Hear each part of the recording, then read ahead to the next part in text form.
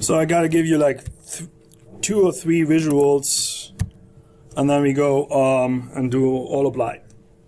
Alright, so fairly quick. There's a concept of tables behind the scenes. We have done this. You always see some CSV data. If you deal with comma-separated values, you can easily put them into an Excel spreadsheet and work with that. Yeah. You also would be able to put this almost straight into your GIS. So if everything fails in, hey, do you have a table for me? Can you send that table to me? If everything fails, CSV is a rather basic text file. You can see this here. This is a notepad. This is a text editor. Save it as CSV. If everything fails, CSV is your friend. The .dbf in Excel, particularly in the old versions, is also a friend of yours. So if you ever get an Excel spreadsheet from someone, let's say MLS data, economic development data, property data, and you have issues with your Excel tables in ArcPro or even online, this is kind of the debug fix routine. Open up, close everything on the computer. Worst case, restart the computer. So it's a clean system. Open that Excel file you had earlier issues with. Take a look at it, what's inside. With starting like Excel 2016. If you did download the data, it sometimes comes up with, hey, do you want to edit this data? It's locked. Sometimes you have to click that enable editing button. I would do that. I would click enable editing and I would save that file with a new name. Just in case, because you're unlocking internal locks. Okay? That's one thing. That also demonstrates that my system right now will be able to read and process this data you got provided. So if you have driver issues, if you have 32 versus 64-bit issues or version issues in Excel, this is the first wall I would climb or tear down. Level the field. If that doesn't work, I will go inside the spreadsheet again and take a look at the names of the worksheets. I fixed that problem for a demo today. What if you open up 2 Excel spreadsheets and it says sheet 1? Your GIS will not be friendly with yours. So, rename the worksheet. It's the next step of the wall I will tear down. Level the playing field. If that does not help, then I go to 2 other levels. Call up the person, yell at them and say your data is crooked. Or be a nice guy, which is 99% of the time. Open up and save it as a different format. I can do a save as and a save it as a different format. Could save it as a different older Excel version. Could save it here as a DBase data table, .dbf. It's the legacy format. It messes up, as you can see here, it messes up a little bit the data table and the constraints, but that's okay. I rather have a cryptic field name coming into GIS than nothing coming into GIS. If my field name is now called 123XX, I still can use that field and work with it. So, again, DBF and CSV, if my reformat Excel is not failing on me. You also sometimes have to change your data format on the fields from text, let's say, to currency or numbers. Excel is messing up with your data a lot on that because it's a table or Excel calculations worksheet. It's not a database management thing. We have done this. I think I provided DBF table. I have definitely DBF table for today. And then old school Microsoft Access database. The reason why I present this as old school, because before the Geo database, the GDB, the .gdb was on the market, we could do all the stuff with MDBs. You still can, I think, you still will be able to do that. But you can see 2 gigabyte. It doesn't even hold your stuff from your iPod. Yes, please. So if we go into our Excel file and change the format of the currency field, that might mess it up. Like, because it has been in the past in occasions. Okay. Again, this is kind of the talk, as in, if you work on this stuff, if something happens, remember, hey, we had this one caution sign. Hello, there are situations where you need to fix things. This is not a moment where you run with 120 miles per hour into a concrete wall, but this is like you step on a Lego block and ow, it's not working. Now, we had one student today during a class had an experience with the Excel file and the name of that sheet. And I said, okay, this is a critical technical problem. Let me fix it for you. This is not this hint right now for external tables is moving you guys into the advanced level. So that said, technically, every Excel table that has some data in it, you could use for XY with lat long, or you can use for geocoding with any type of addressing in it. If the Excel table has issues to be opened on your machine at home or at work, now we have the first step to solve it. Save a phone call to tech support, brief, double click with the other software. All right. Quick review on the XY data. You can see here, you have lat long. You have here addresses as well, but incomplete addresses. Here in this case, you're going to do this with XY. Depending on your work, we're in the real estate development class. I would doubt how many times you will see, compared to irregular addresses, lat longs.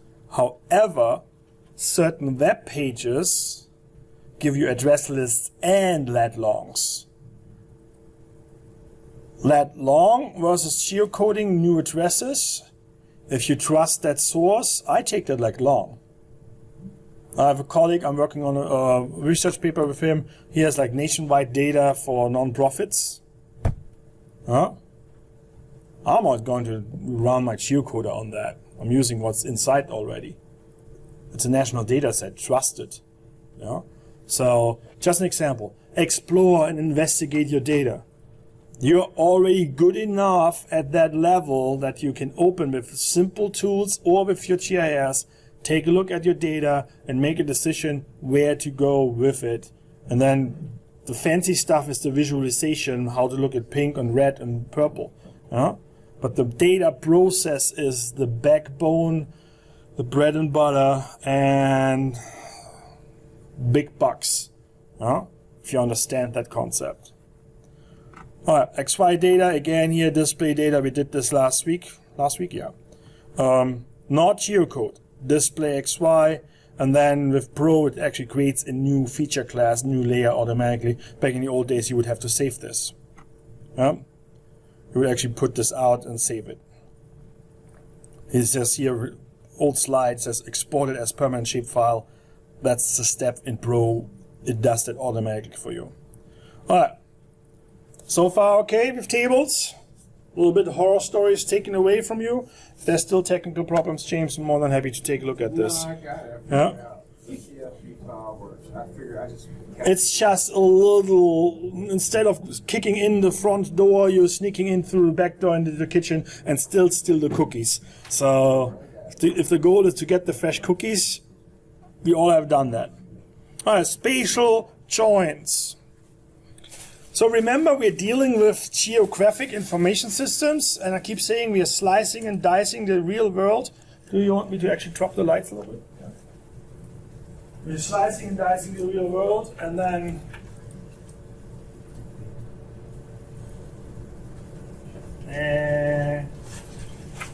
Better. So, what if... Alright guys, what's going on? Can I help? Let me explain. More than happy to explain. Huh? So, we have done slicing and dicing. Okay? We have done geocoding. So now we have, let's say, parcels on the map. We did this last week, selected a few parcels. Huh? And we have like a few hundred of addresses on the map. We did geocoding. How would I know how many addresses are, let's say, in one subdivision? If it's 5, I can count. If it's 500, I won't count. No? I ask the system. So spatial joins is going back to the old idea of Topler's law, first law of geography. Every object in space has a relationship with each other. Yeah? The relationship is not just left-right, it's also up and down. And what are we doing in GIS? We are producing layers. Yeah?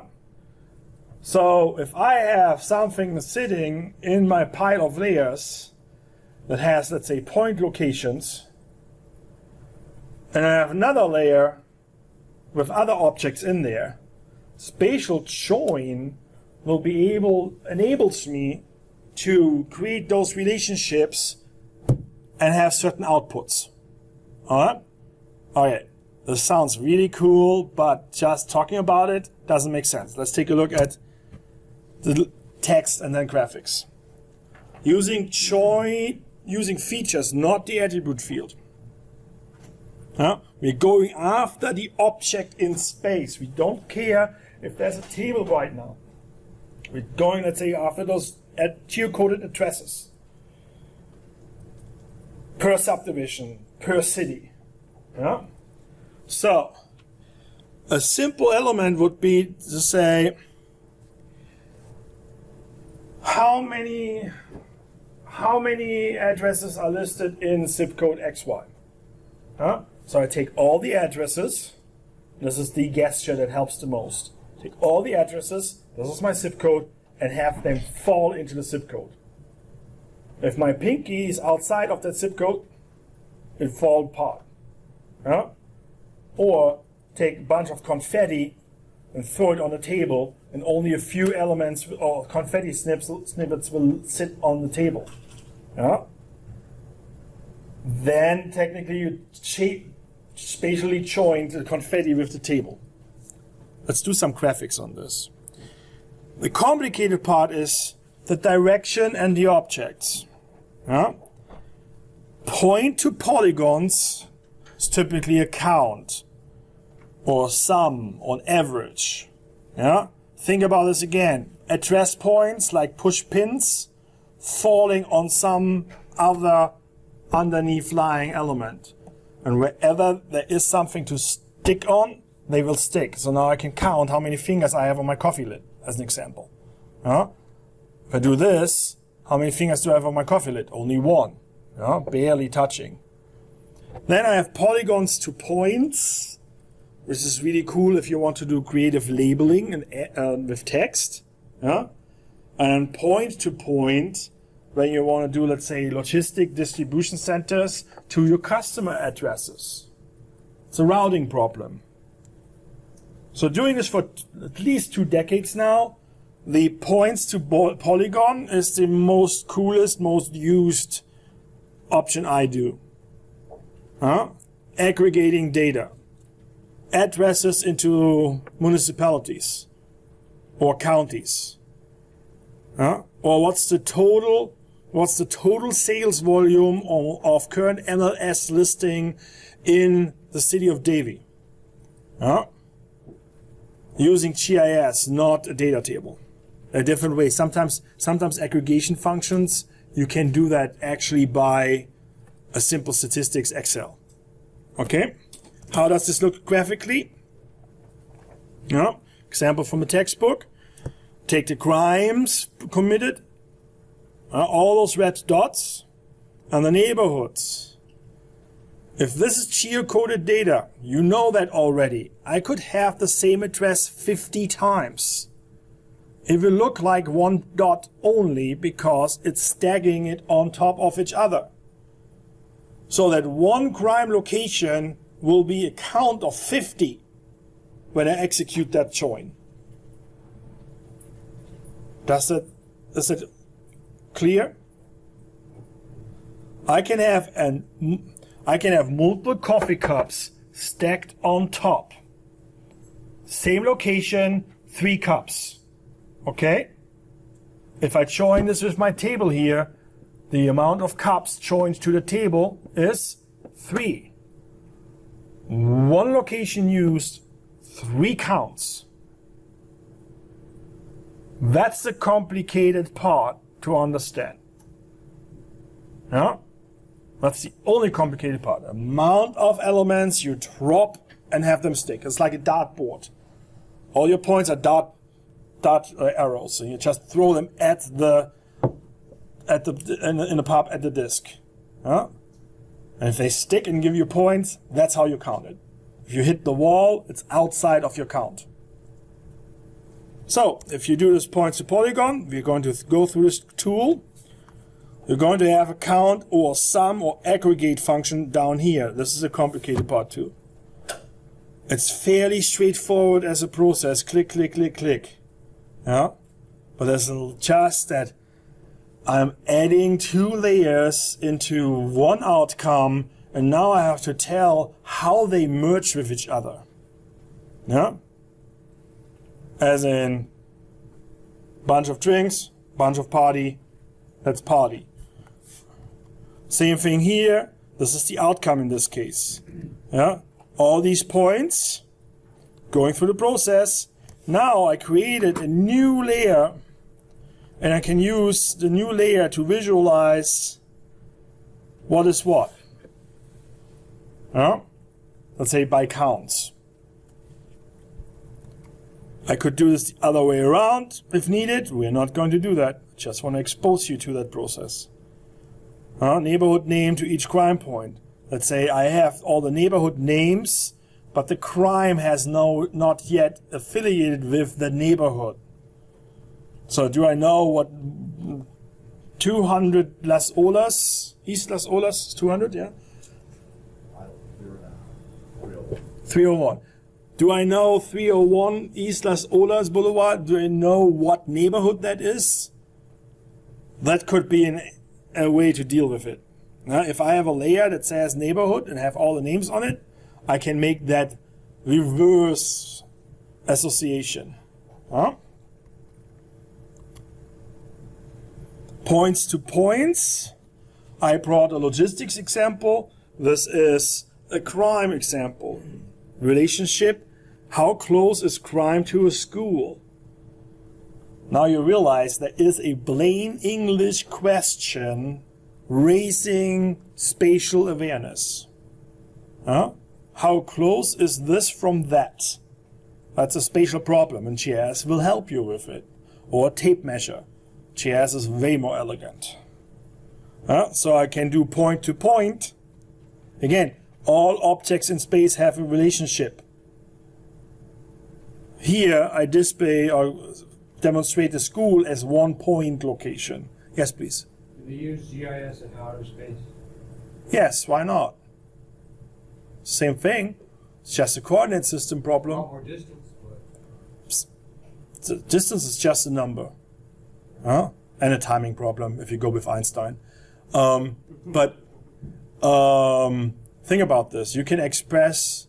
Coordinate systems are going to be a little bit different, but because you deal with vectors. But X, Y, Z, you could... Coordinate systems depend on a agreed reference point. In the US we call it a datum. There's gonna be somewhere in the US or somewhere in Europe, there's gonna be a point in space, in physical space, where people have agreed upon that this is the referencing for the whole world system or the local system. Yeah. So if you talk about sea level, you're talking about usually I think it was Amsterdam. Yeah, there's a common agreement that there's a Amsterdam or Rotterdam, somewhere in Holland, and they're saying this little metal bolt is that official height or level. Same thing with flat long, with the equator, and I have 0 Greenwich, going to the little town in the UK, and I meet somewhere west of Africa at 0, 0, and that's how we spin the whole coordinate system. So in space, if Pluto would be still a planet, we could definitely find a number with units associated with the location away from us. So space might be a little bit tricky, but I'm not sure if Tobler knew about space.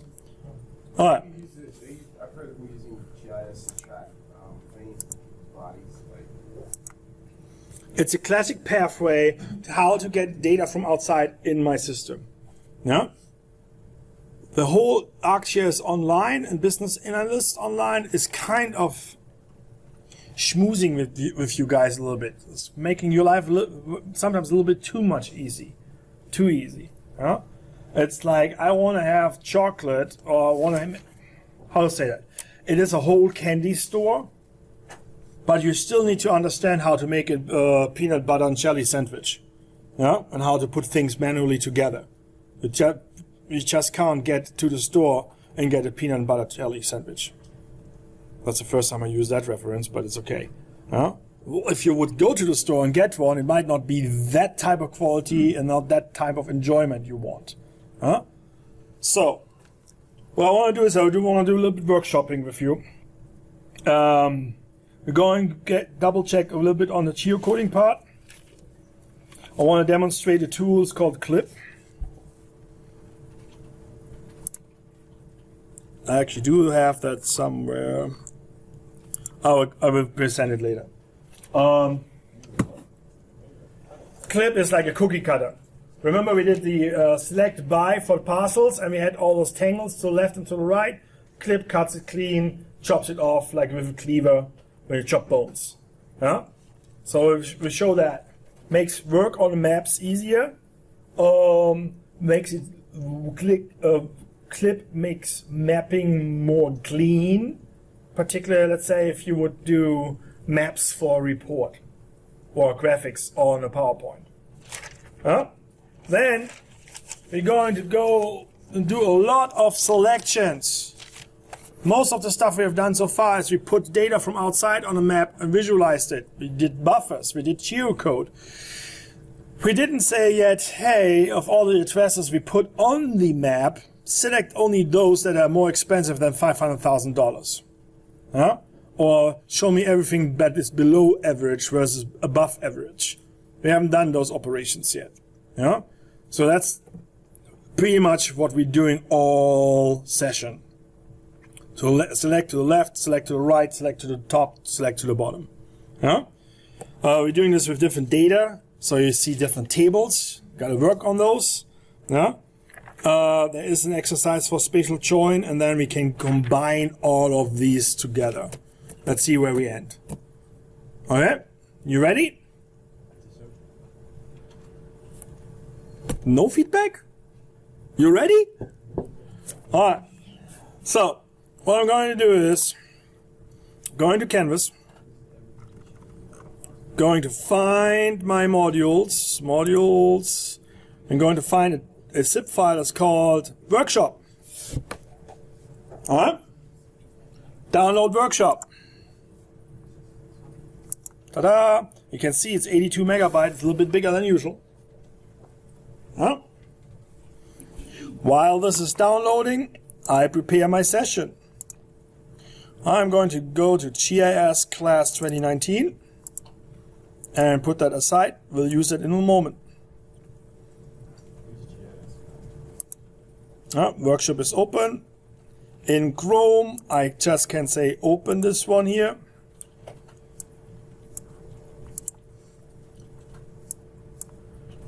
If you're on the student's computer right now, you might have to use, again, 7-zip, WinZip to open this. I give you some time to do that. Right now, this way, I open the zip file. You can see that I'm inside the compressed folder. I drag and drop this copy here into my GIS class 2019 folder. Now, again, I keep everything really, really simple, basic in one file folder. There are really nice ways to data management. I want to show you more geoprocessing tools than instead of having it look nice on your computer.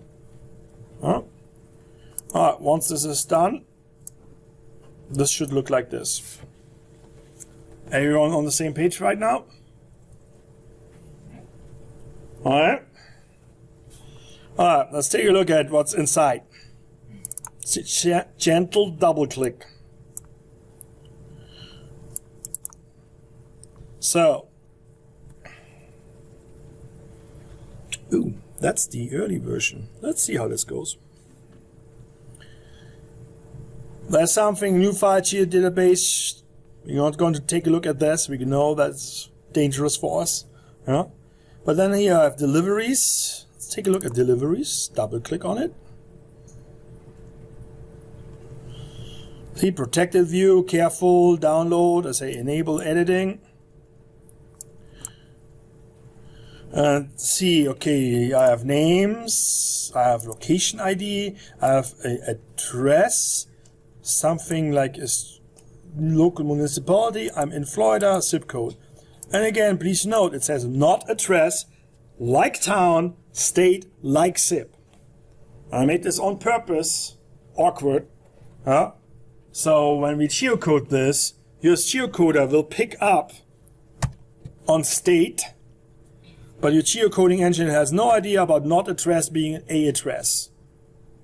So again, this is another repeat again of I need to map or match my fields from my incoming table to my geocoder.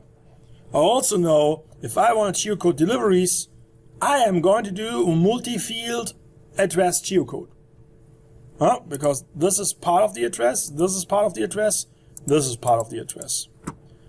Average pieces delivered, that's the average pieces delivered in alcohol. That's a project I did for a colleague of mine. So I'm using an old sample. It used to be an alcohol distributor, and he did a project for that. Yeah. So I also can scroll down and see I'm not doing thousands of data points, but 300 some. Yeah. Okay. That's so far about examinations. Wait a minute. There's geocode sample. Let's take a geocode sample. What does this look like? Here, this is a friend. We have seen this. Well, it's not really a friend, but we have seen those field names.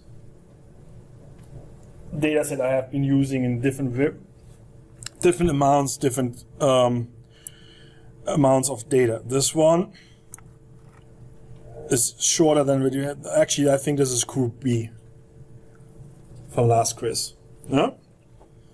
But we have been working on these fields. We have not been working on these fields yet. Yeah? So that's land value, land units, or let's say land square footage. Yeah? You gotta play with this today. And open up the data, investigate if you take the time for that. So now I'm really feeling confident. I understand what's the structure in those tables. And very important, I actually know I have data inside. I could give you a table with 0 data inside. And you're like, it's not geocoding, it's not geocoding. Yeah, actually it geocodes 0 items. All the field names could be perfect, but there's no data, it's blank. Yeah? Alright, so, we don't want to save that, because I'll change around. So here's a geocode sample DBF, and the way I open this on my machine, this is my trick, I say open up Excel, open up Excel as a blank, And then I take the DBF and drag and drop it on here. Yeah. And I can see, this looks similar to what we have seen before. Is it the same as in at least width and depth of data? Yes. Still could be inside different, but right now it's the same Excel table, just in a different format. Yep, drag and dropped it over. Depending on how your system at home is configured, you might just double click on it because it knows DBF files are part of this.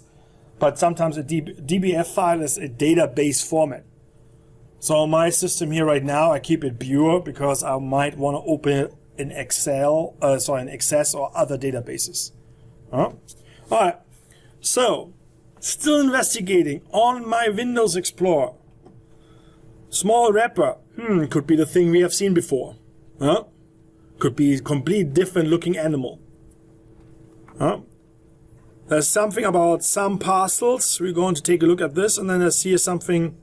Again, this is GIS data. You can see this. We have seen this before. And I see here top locations. If I look at top locations. Oh, this is the same thing I've had before, is it?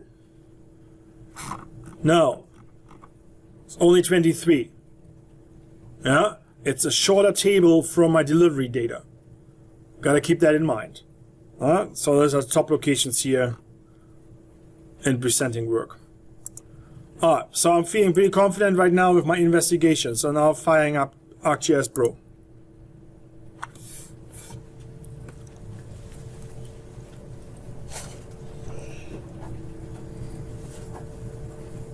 Alright, open up a map. And call it GeoProcess.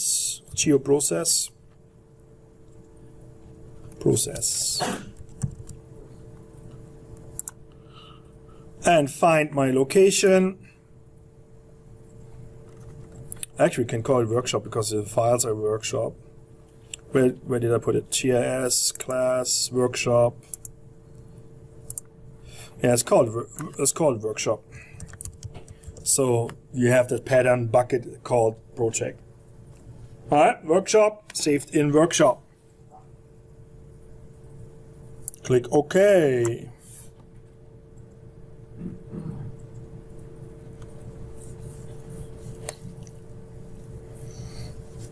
So now I want to add data. Map, add data, data. Go to my GIS class folder, go to workshop. If you do not see these guys, click the refresh button. And boom. Let's start with my small wrapper.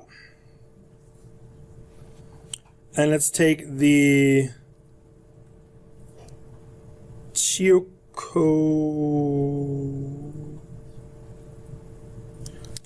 DBF. Okay? And I hit Control to select both of them and hit OK. Alright. So, everyone got that? No. I'll give you a moment. Add data, add the small wrapper, and add the geocode sample .dbf.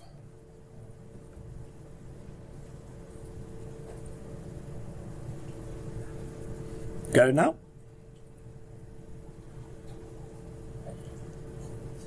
It's like that little Bart Simpson. Are we there yet? Yeah. Got it yet? Did you add it?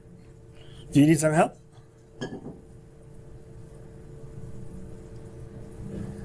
Alright. Meanwhile, I'm making this beautification map. Scroll out a little bit.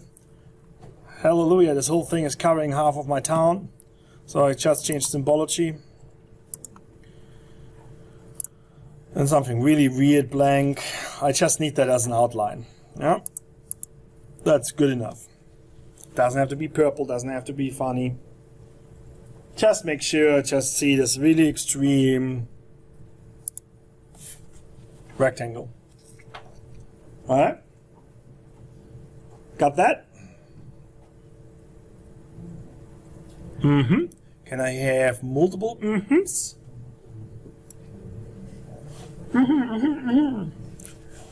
Jeff, you're following? You're cool? I can't find what I downloaded. Did you refresh?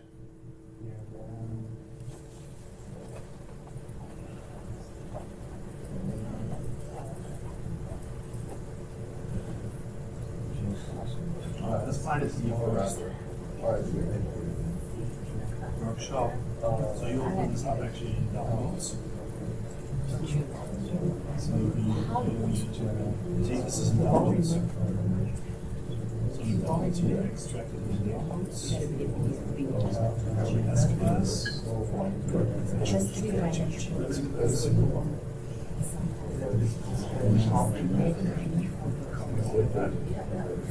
So now, oh, this is the folder. Let's open. Let's see where do you save this one?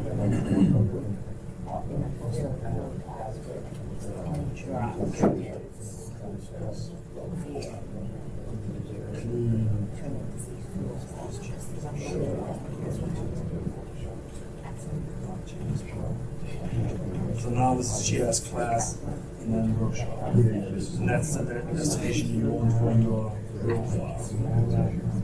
Now, see, Geoprocess. There's a new workshop.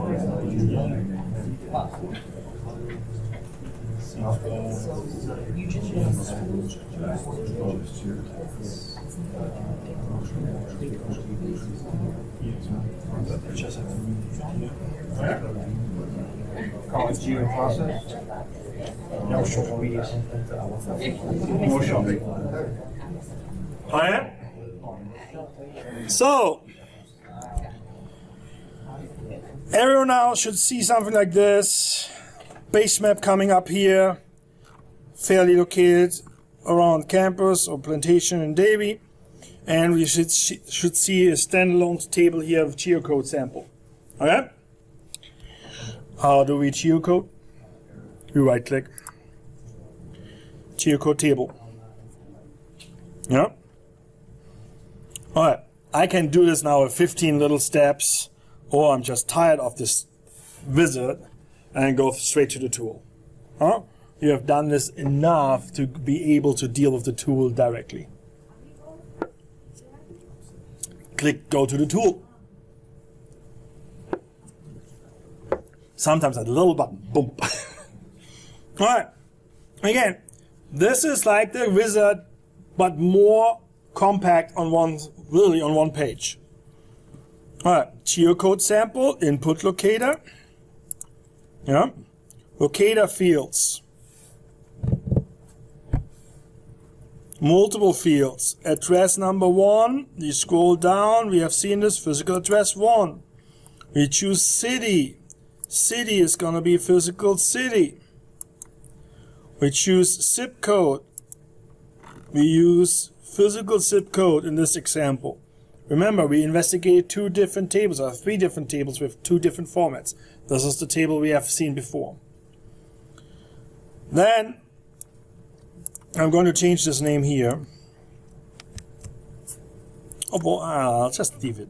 Let's have the system manage all of this for you. Country. Hit United States. Category. I say address. Yeah. Does it show on yours maybe address location or routing location? That might be a little different because of the updates. Yeah. ArcGIS Pro updated yesterday. I didn't install that yet. Yeah. But for the purpose of the exercise, we don't care. All of this is plugged in. Again, repeat this. This is the table we're putting in. This is the service we're using. We're using multiple fields. We found those fields. We assigned them or mapped them. Here, matched them. Yeah. Are you guys okay? More than happy to help. This Geocode, which one did you grab on the Geocode? Go to the tool. I am. And I got the drop down open. I got portal, create address, locator. Which one did you select? Good morning, sir.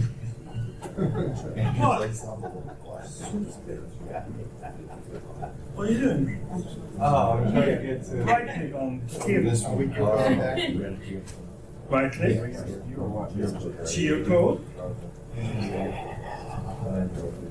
I And did the sample route. here you come.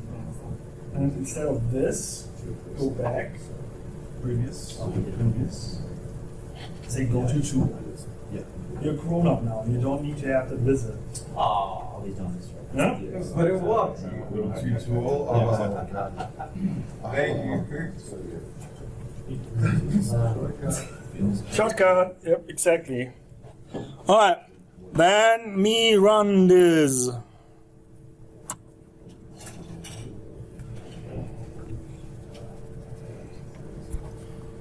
All right. So if you have a large screen, you see this totally. Yeah. You can note those down if you want to, but if you also have a larger screen than I have right now, come on, change. You have seen down here, it says Geocode table success. Yeah? Next hint, advanced level. If I click on this one and scroll down, this is my coding information. What did I plug in? How many matches I had, how many tides I had, what's the timing. If I need to redo this step again, this is the advanced hint number 5 today. In analysis, history. Click on history. Now I can see Geocode addresses, and now it pops up and gives me everything I used in my last tool. I can see what I use for geocoding. I can see the results. So if you do a table at home and something goes nuts, you can use that to error trap and find the mistake. Like, oh, maybe you used like this young lady in one attempt, put in city as second address. This is helping me now to understand where you're coming from. Yeah? So, keep that in mind, there is a history function. Yeah? So technically everything, if you do buffers now, the buffers will pop up. It's also really cool, if I buffer 2,000 feet instead of 2,500 feet, I don't have to fill in all the fields again. I just use the history function and change only the distance. Everything else stays the same. It's like a, hey, do this again. Give me the blueprint. All right. So I do this without the base map, so you can see this more on the screen. So I just geocoded.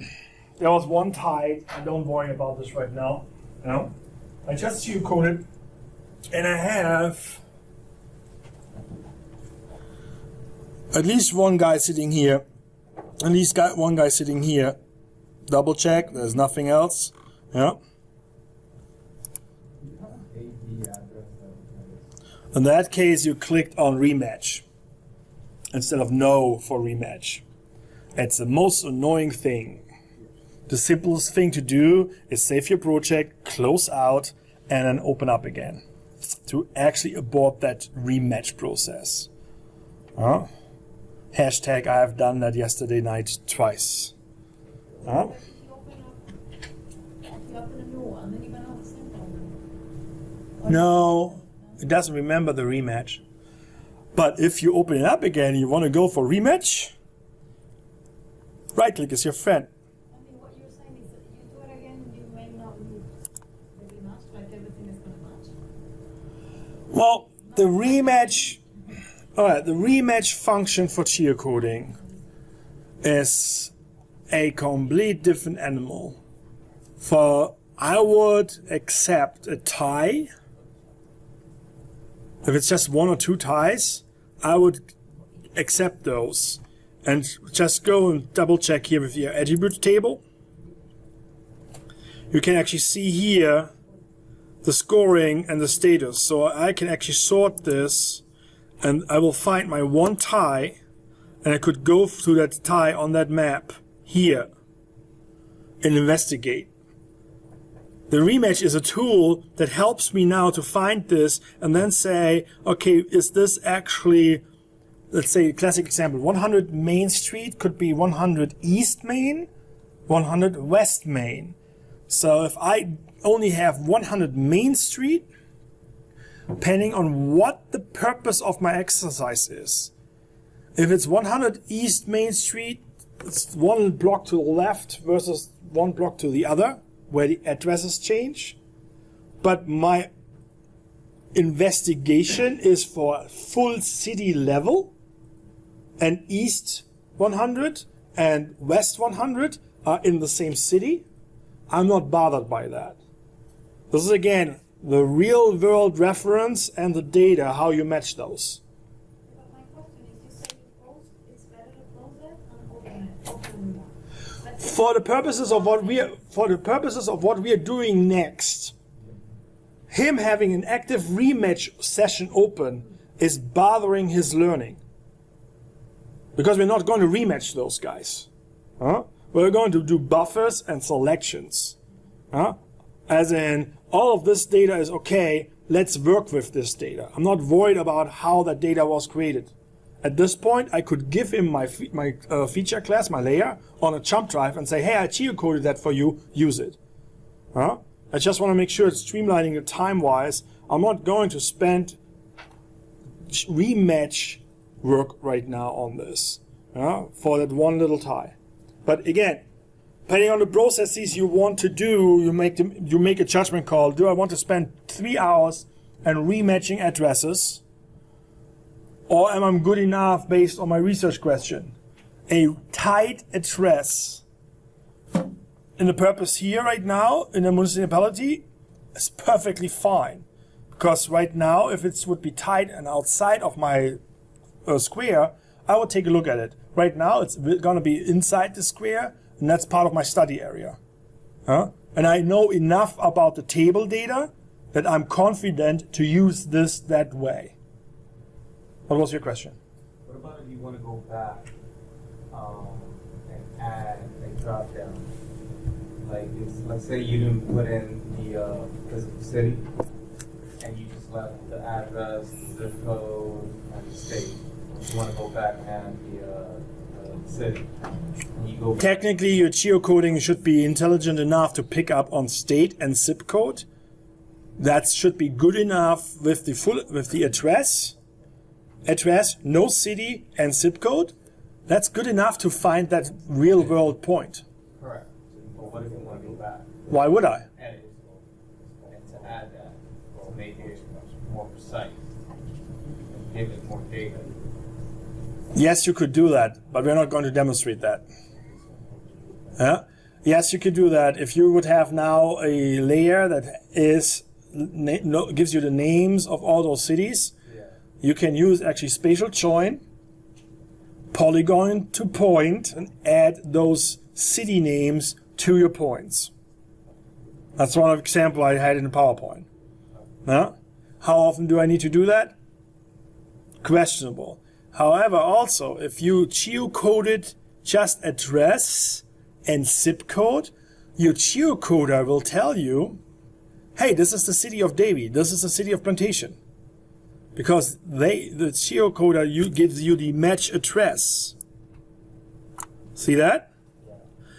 Here, it shows you in this example, Fort Lauderdale, because they are exchangeable.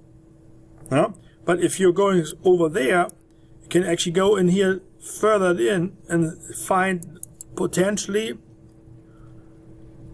if you would scroll over, you might find actually the real city if it's not just Fort Lauderdale. They might give you the sub-level of the city. Okay, so what about if forget the city, we have the city already yet. We want to do the lat long data to make it more precise. Well, that long depends on how many commas you have as precision. Yeah. So six digits is really good. We find fire hydrants with 6 digits in the periods.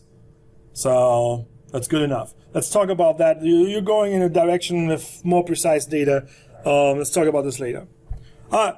So done this. Looked at this. It's unclear. Clear. Yeah. All right. So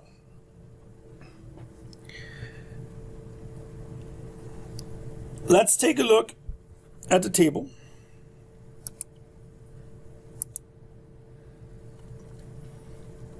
And if I'm over there at my user, far left, sorry, right,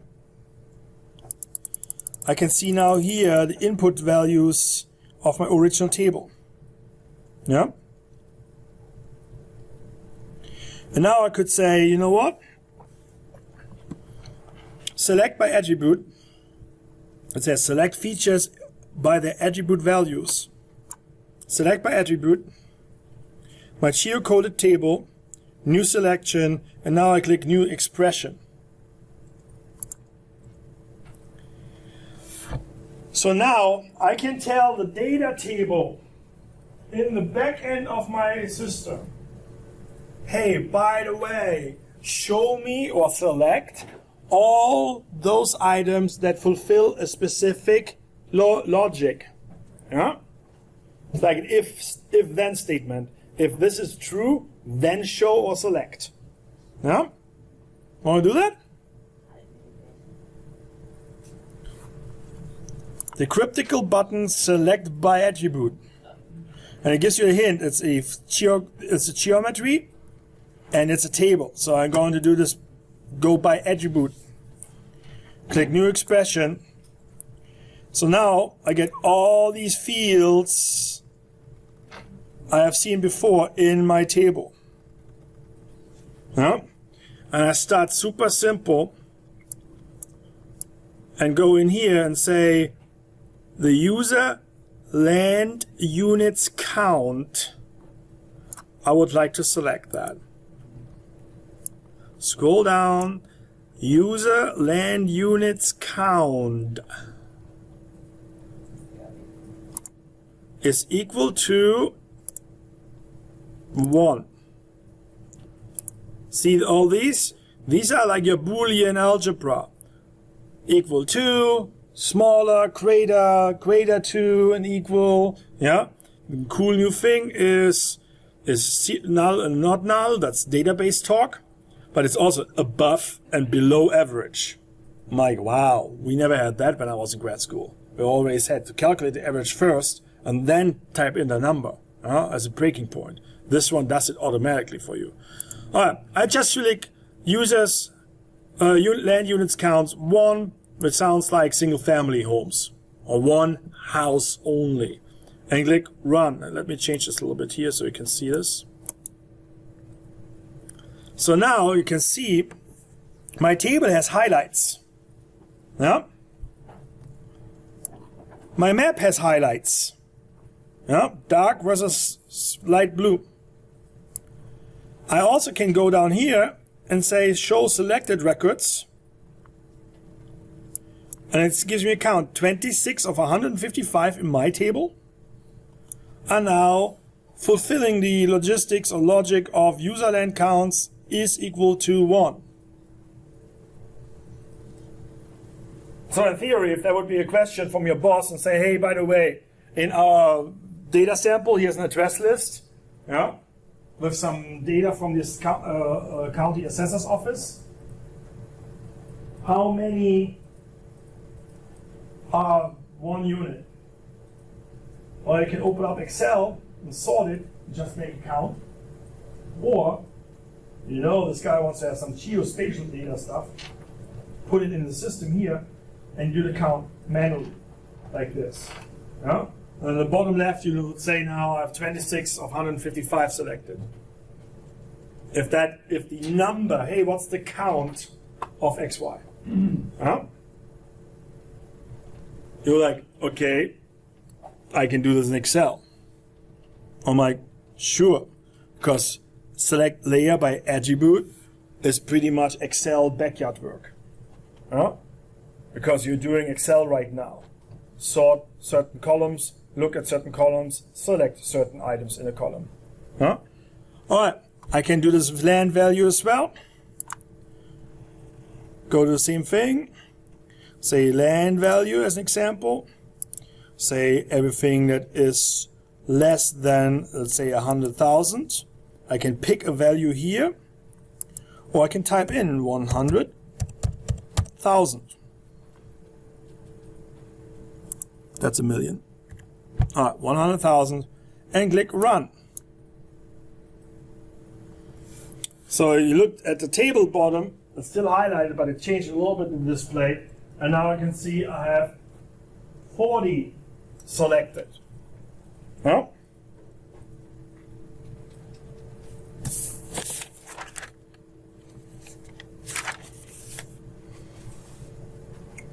Any questions so far? That's pretty straightforward. Data table talk. Huh? So, let's jump to the next example to cut in time. Let's say we do above average.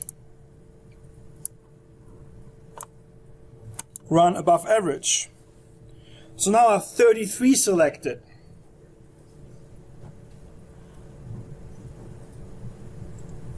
And this is like, oh, dumb. Yeah, we're doing the same feature. All right. What if your boss says, you know what? Show me all. I make this smaller here. On this map, show me all the locations. Excel can't do that. Show me all the locations that are, what did we select? Above average. Huh? So now I have all locations selected. Yeah, here as an example, here as an example, that are above average.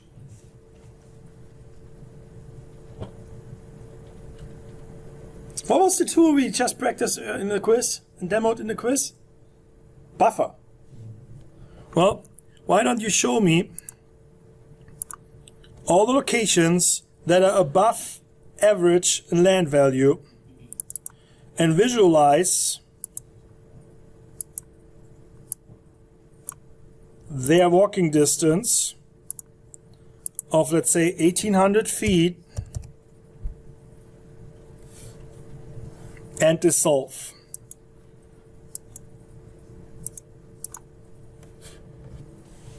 As in, hey, we have all these walkability scores. We want to show what's in walking distance.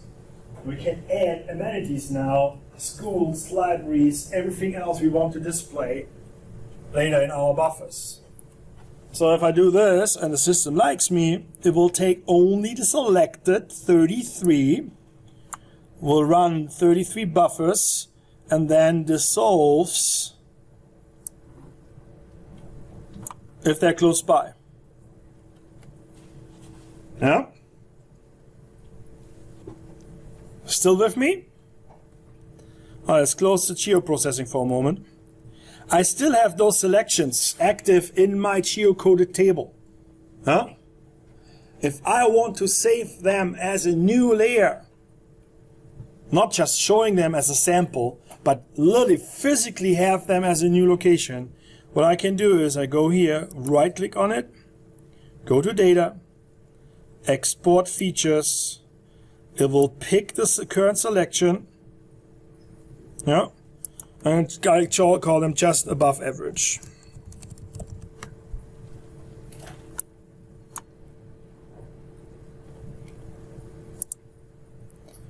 Now I even can go, oops, no, wrong feature.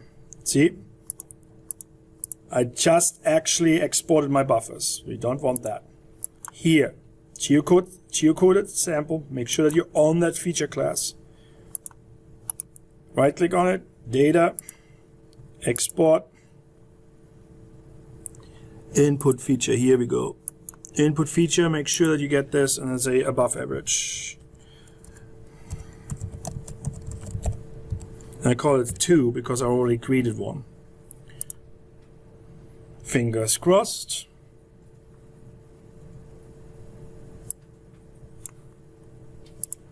This makes more sense. Yeah. Input was geocoded points. Output is geocoded points. So if I click this, I have that. Alright?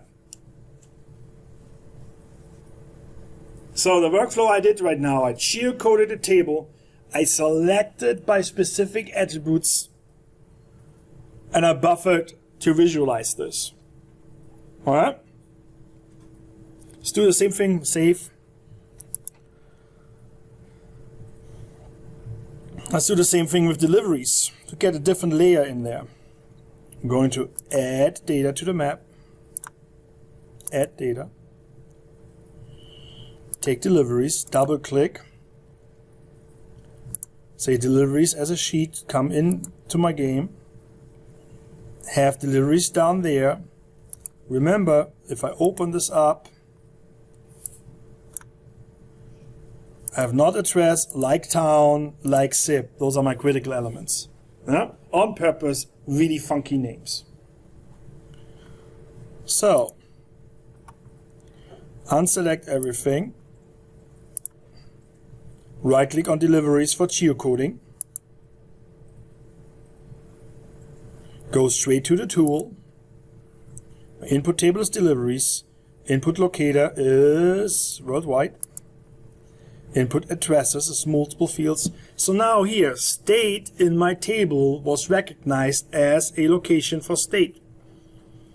Perfect world, your table, your software knows exactly the field names. Yeah? So, field name here, not an address. City, not the town. And zip, not or like a zip. Yeah, on purpose, wrong names. So really you're forced to take a look at this before you investigate, before you work with it. Output, deliveries geocoded. Country, let's take the US again. And categories, let's do address. And run.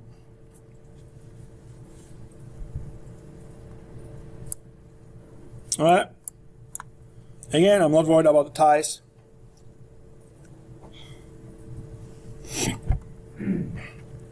Hit no for rematch and close. Alright, so it's getting a little bit messy here on the screen. Let's change a few things. Let's do deliveries in a different code. Let's take them as the red ones. Really nasty big. Yeah? So you can see this on the screen. Alright. So I have my above averages, and I have a bunch of delivery locations. So, same thing for deliveries. I could do select by attribute. Input rows, when I select by attributes, would be my deliveries geocoded. Create a new expression and could say, hey, to play with this, down at the bottom, the average piece delivery, let's say, is below average, and click run. Yeah, so it will highlight all the locations. Again, same tool, same process, different data set. I can do that. X out, clear. Again, this is repetitive. Again and again and again, with different angles. So if I think this is gonna be messy right now, I don't want to deal with elements here in Western, in the Western area, or at the port, or all that. If I really want to work in a clean environment, I can do now one thing. I could say, like we did before, manually with the parcel example, select and try to select as close up possible everything that's in my work area. If I accidentally select all the buffers and the other address points, I can double check here and say which one I only want to select and get rid of them. Get rid of all of them and just say deliveries.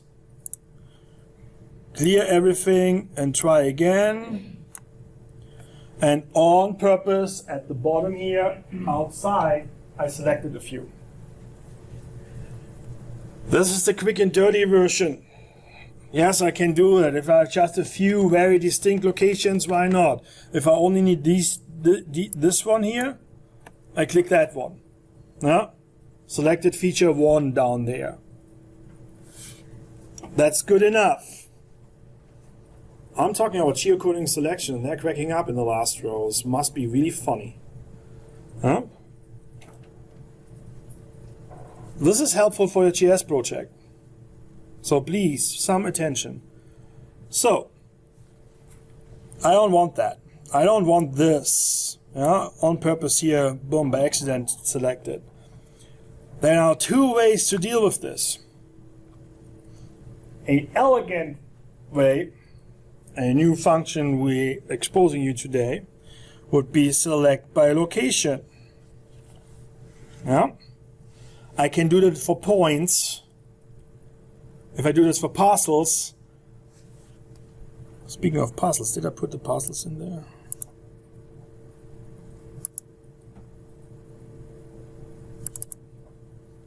Ha! No, I did not. This is the wrong file. All right, great. So, in the parcel example, we did this. But we got like streets to the left, parcels to the top, and all that. Looked very chunky. Yeah? So if I want to have a clean solution, I can do this now in two ways. One is I go by location. This is almost like a select by hand. Yeah? If I do like this is select by hand. I can do select by location. You can see here I have geometry and geometry. It says select feature using the location of features in another layer. Think about a layer cake. I'm going to get the sponge and the filling at the same time, based on the location of the other sponge on top. So, if I look at this tool, it says, this is a join.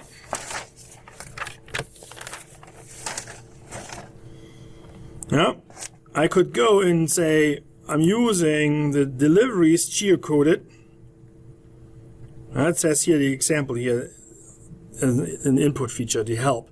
Feature that will be evaluated against the selecting feature parameters. The selection applies to the features.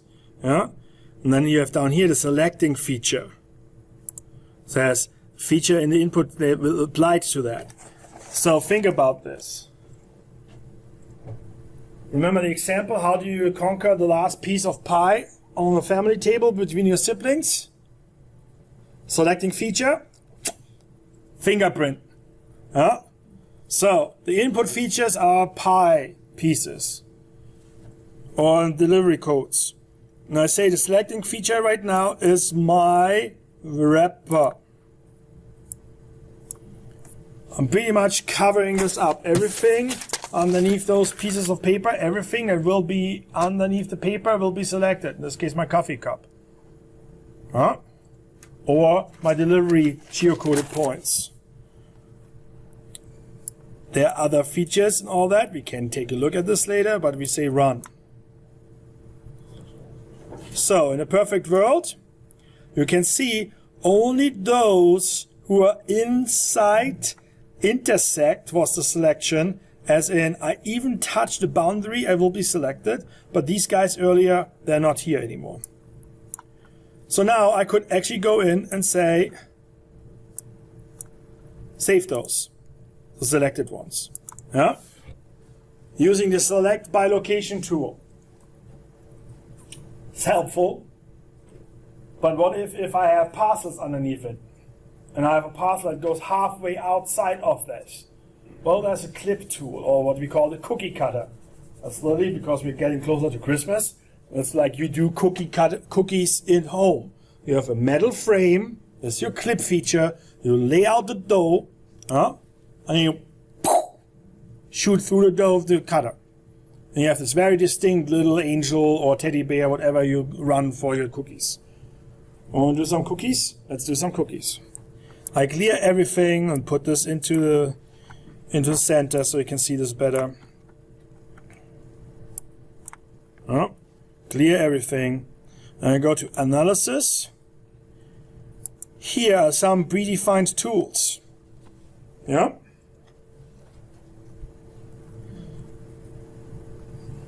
Buffer is here as an example. Yeah. There's Spatial Join. We'll see if we get time for that. Where's my clip? Here, clip.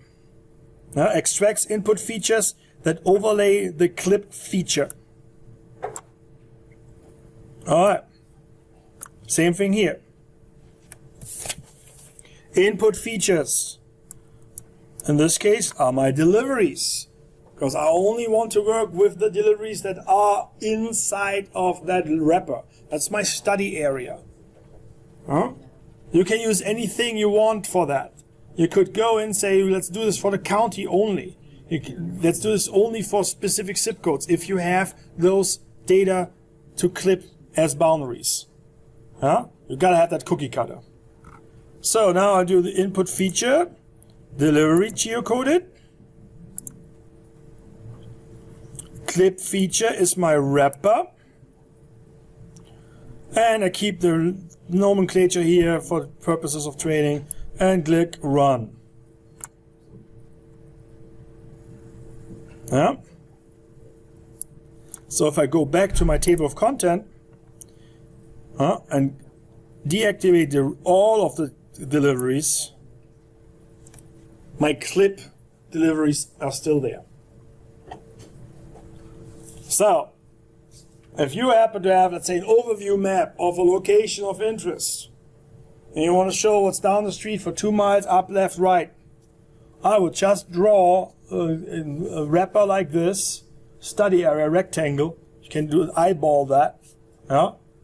And then everything I have on manual available data, I would just wrap this around with a clip. No? Yes, please. I assume you can use buffers to clip as well. Yes. Why? Because that's a round cookie cutter. You can use this now. You want to do it? All right, let's do buffers. The question was, I assume you could use buffers as well for a clip tool. What's the name of the function? Clip. Or cookie cutter. Now, if you have a happy hour with GIS geeks, nobody talks about clip functions. It's like, hey, you got a cookie cutter that. All right. I had one student once, and I said, clip the data in an assignment. And the student literally sent me an email, do you mean cookie cutter? And I'm like, yeah. All right. So the question we had was buffers. So let's take a look at this. Buffers, we have the buffers here. Let's say you have all the geocoded areas for delivery. Yeah. And let's show the above element. Different fun question. I had actually here highest average daily delivery within 2,000 feet of above averages sized residences. So we're doing that pretty much. If your boss comes in and say, hey, can you actually tell me what's the highest average daily delivery within 2,000 feet of above or above beverages or sized residences, we can do that. Did we do 1,800 square foot here right now? 1,800 feet? Yes, we did. For the buffer. When in doubt, in the active session, we can go back, look at here, buffer. Buffer distance here right now was 1,800 feet. Yeah? Let's just keep it for the simplicity of time. 1,800 feet, let's save to. Alright, so adapting to Andrew's question. In blue, I see right now 1,800 foot buffers dissolved of residences that have been above average land value in our testing area. Yeah? And now I'm going to say, I'm going to use the buffers to clip those locations. Yeah? To cookie cutter them out. How would I do that? I take clip. Input features is my deliveries. The deliveries geocoded. My clip features are my above average no, the geocoded buffers here. Yeah.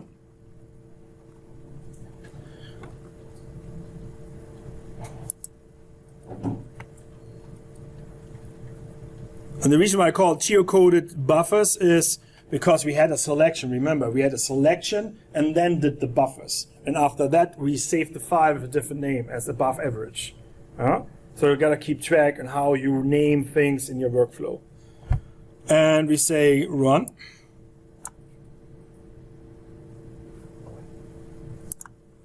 And if I look at these, let's make those in a different color.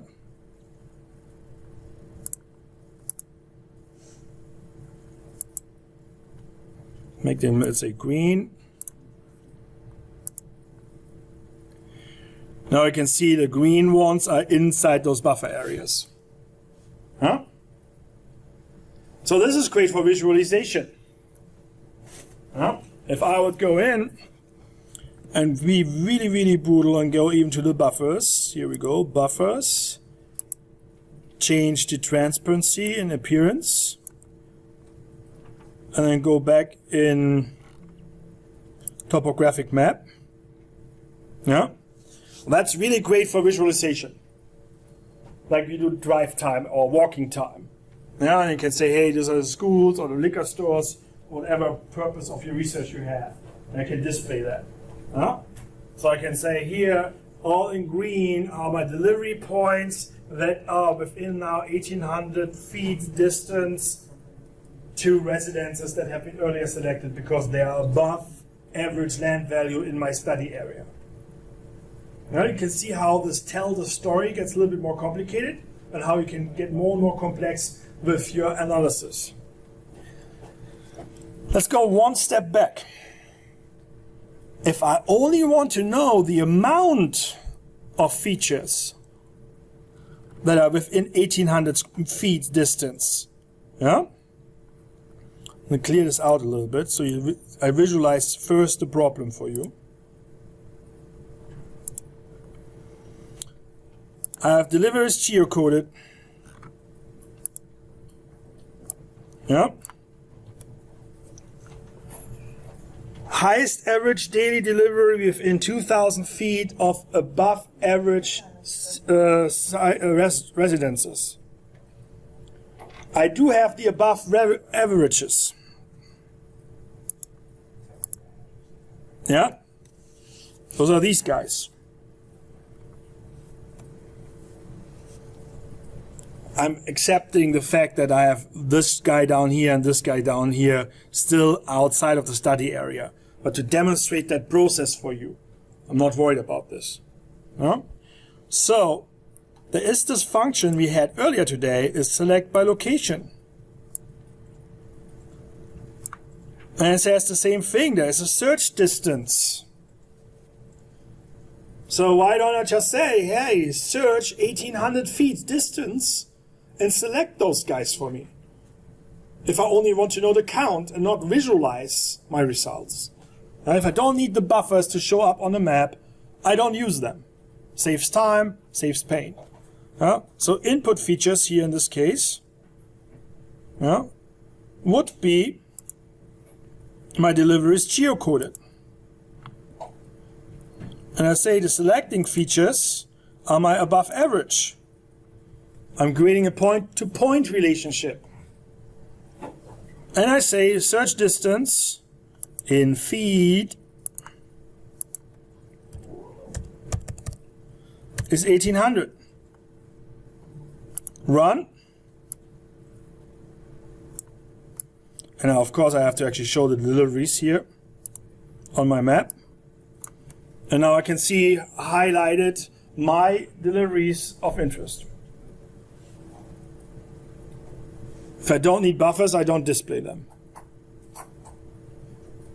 All right?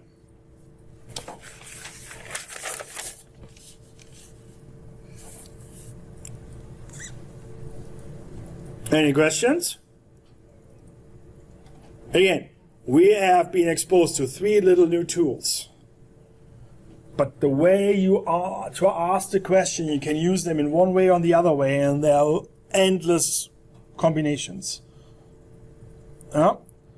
That's the reason why you have to start thinking about what's my problem in plain English and how am I able to translate that into a GIS workflow.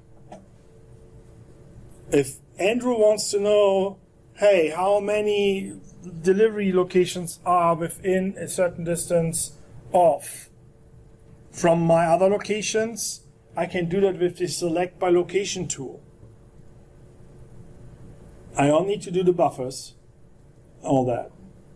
But if I want to produce a map for my report or a PowerPoint and say, hey, by the way, I did 1800 foot distance. These are all the selected locations in my study area. Buffers might be interesting to see. It's another visual appeal that you can add to tell your story.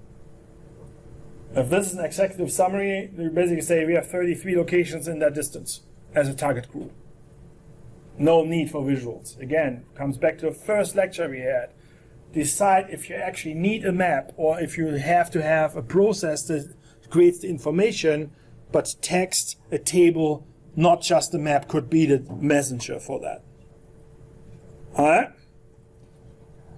Do you have a little bit more moments of concentration so I can show you spatial joins? I take that as a yes. Alright? Most of the basic work moving into advanced craziness is done with those tools. Get data into your system with different ways. X, Y, Geocode, download them, unwrap them, select them manually, clip them, organize. And then deal with relationships. Not just stack them on top of each other, but start actually exploiting those relationships you can create with geographic information systems. Again, you're at the point where you start slicing and dicing this layer cake again. You put all the layers together, and then you say, only the pieces with cherries I want to cut. That would be a clip. I only want to select the chocolate sponge versus the vanilla sponge. That would be select by attributes. Step by step, you can really build this up. You can do this online as well. But a certain type of procedure, I think, is way more convenient and effective on the pro world. Particularly when it comes to large data sets. Imagine this is not just 200 points. Imagine you put 700,000 points up. Takes time to upload, takes time to work on the online field. And as a data administrator, I'm like, yeah, who pays for the 700,000 points? You use them only once. So, very huge on the data management side here, how to organize and prepare your slices and dices. Alright. Let's say I want to clear out all this. I want to save all this. So the next feature would be, hey, by the way, the deliveries had a field inside. Remember? Deliveries, if I look this here, clear this out. In red right now, I only see the deliveries geocoded. If I open up this table again, I have all the geocoding features. Jeff, on your question earlier about should we click the address or not, it writes all these elements into your table. Even down to building name, left, right addresses and all that. And at the end you see what we actually put in. So, I have the average piece delivery here.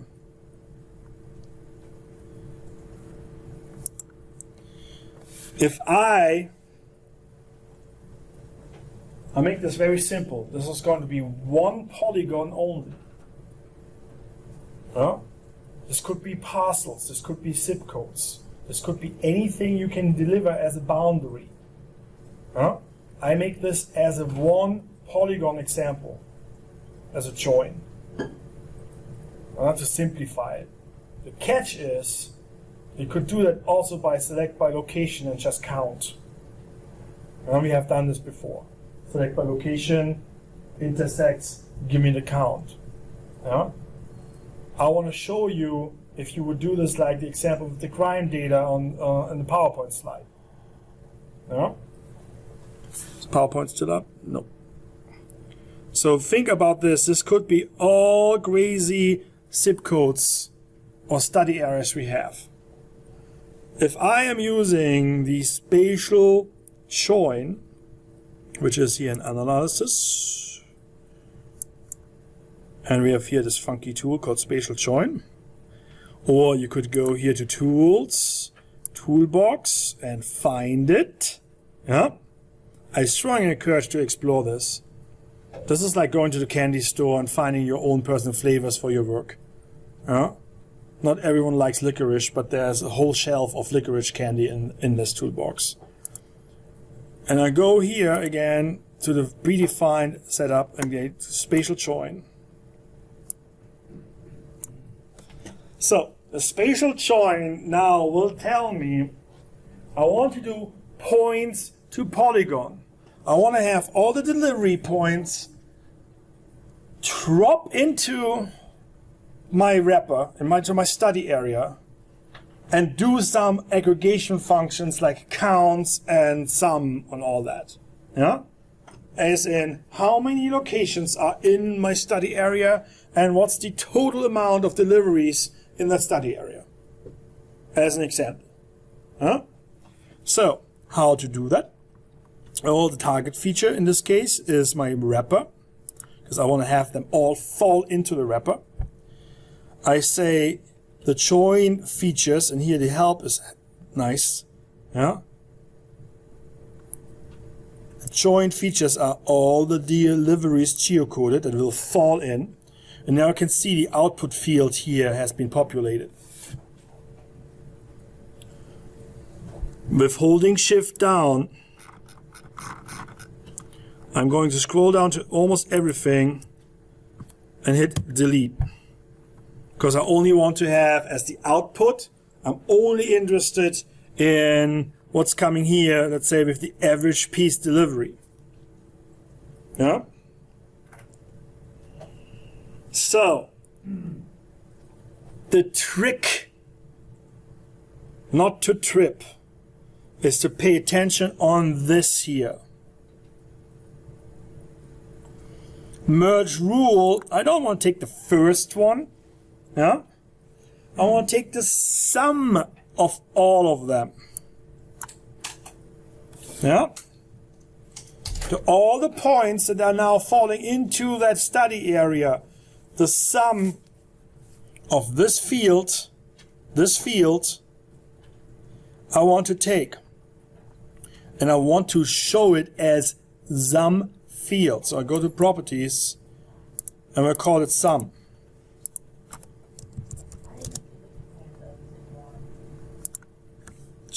Click gently on them, hold shift down, go down the list, and then hit delete button. Delete button. There's also, if you can actually find here, if you click on one of these, you can find the X. Yeah? If you do multiples with the delete button, it's a little bit more distinct action, so you don't accidentally delete it. I am a big fan of, if I delete, you gotta think twice about it. I literally take this big finger from the high above and hit the delete button. Yeah? So there's no shame and blame later about, oop, my data is gone. Yes, please. What was the target feature? Target feature is small wrapper. Yeah, and then output is a Spatial Join. And I click run. Wait, double check, because we messed around with a few things. Here I created a new field called sum, yeah, which sums up all of these guys. Run it. X out. And clear everything. So now I got here this wrapper thing. Looks the same like before. But the power of this is that behind the scenes, if I go to my attribute table now, has more than before. Before it was just shape size. Now I have a join count of 73. So I had 73 locations fall into that study area. Yeah? It took because I didn't delete the first. Remember, that's the rule of first. It didn't. It took these in. I did not delete those. Yeah, this is a dirty way to do this. And it has here user eval delivery for my sum field. Where's my sum field? Should come up with sum. This is the delivery. Again, this is a renaming issue. That's the reason why we really want to go back and double check. You go here for history, Spatial Join. You really want to make sure that they are coming in the right way. Yeah, some here, properties, some should actually alias. That's the reason why I took the alias. Some. Run this again, and if it behaves nicely,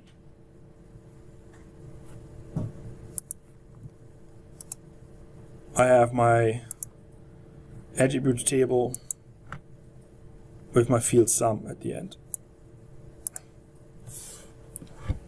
The older GIS systems, some people refer to it as ArcMap, would do that automatically and say sum all of them. They actually renamed the field for you, sum of, and then give you the original field name. This is a little bit nasty. If you want to have that distinct field name here, you got to make sure that you present this. So that means every point data, think about this. Every MLS listing you get your hands on, or in Jeff's case, let's say warehouses. Yeah? And you want to have an overview map or additional value added information to say, hey, I do this by zip codes, or I do this by school districts, something that is not identifiable immediately from the address. You can use that. Think about that. What was the example we had with GPS led long data? Forestry. Trees in a park. Yeah? Or anything that is GPS enabled. Click, click, click, click, click, click. All of the GPS locations that do not, because it's led long. Now I have led long coordinates.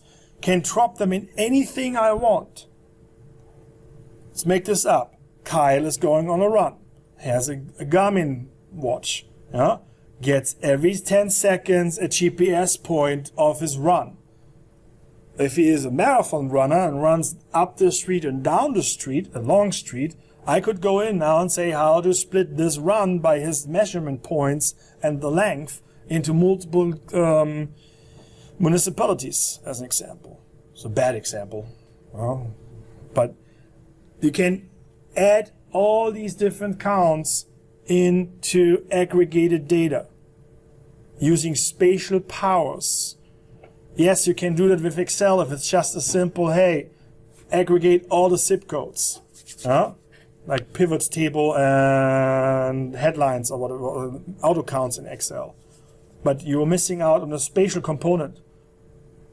If I say, do all the MLS listings, at the end I want to have a count by zip code, I can now say, take all the MLS listings which are in 3,000 feet distance from utility power stations, for some reason.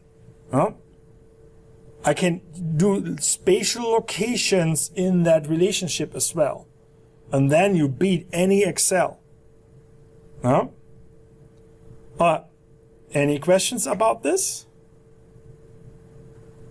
That way I would like then to close for today and give you a little bit time for checking in for final project, last minute questions. Would you like to have another lab hour on, let's say, on Tuesday evening? Yeah, so you're going to be there. I said at the end of the last class, I looked at my calendar and said, yeah, it's going to be there. But you said you were going to confirm online. Yeah. 19. Okay, fine. So we're going to be there on Tuesday. On video, yes, we're going to be on Tuesday, 6 till 8.